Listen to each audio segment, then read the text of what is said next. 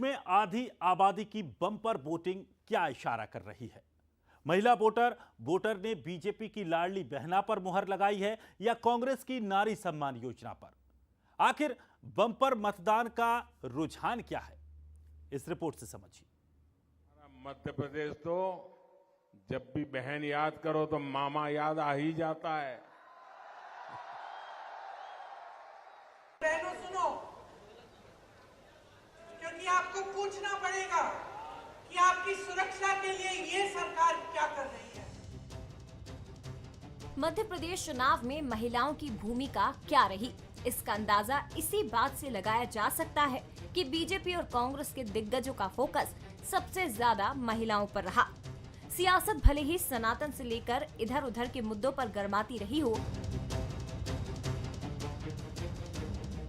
लेकिन राजनीति के केंद्र में सिर्फ महिलाएं ही रहीं। सबसे पहले बीजेपी ने मास्टर स्ट्रोक खेलते हुए लाडली बहना योजना की घोषणा कर दी।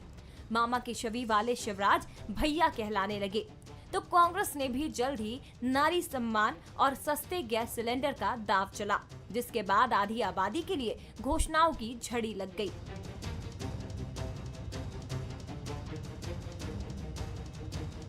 पार्टियों के वादों का असर वोटिंग ट्रेंड में भी देखने को मिला। 2023 में 74% महिलाओं ने डाला वोट। 34 सीटों पर पुरुषों से ज्यादा मतदान किया। 3 दशकों में तकरीबन 24% बड़ी वोटिंग। पुरुषों की तुलना में करीब 2.5 गुना बड़ी वोटिंग। आधी आबादी ने चुनाव दर चुनाव बढ़ चढ़कर वोट किया, तो बीजेपी कांग्रेस ने भी दिल खोलकर घोषणाओं में महिलाओं को शामिल किया। अब पार्टियां भी पूरे हक से दावा कर रही हैं कि बम्पर वोटिंग उन्हीं के पक्ष में है। मध्य प्रदेश भी मॉडल जिला है। गांव गरीब किसान और गरीब कल्याण की योजनाएं और लाडली बहना ने चमत्कार किया। 8 से 10% वोट लाडली बहनाओं के महिलाओं के ज्यादा डले हैं, वो भारतीय जनता पार्टी के पक्ष में गए। अब नारी सम्मान चूंकि आगे मिलना है तो नेचुरली कुछ तो प्रभाव है ही है उसका।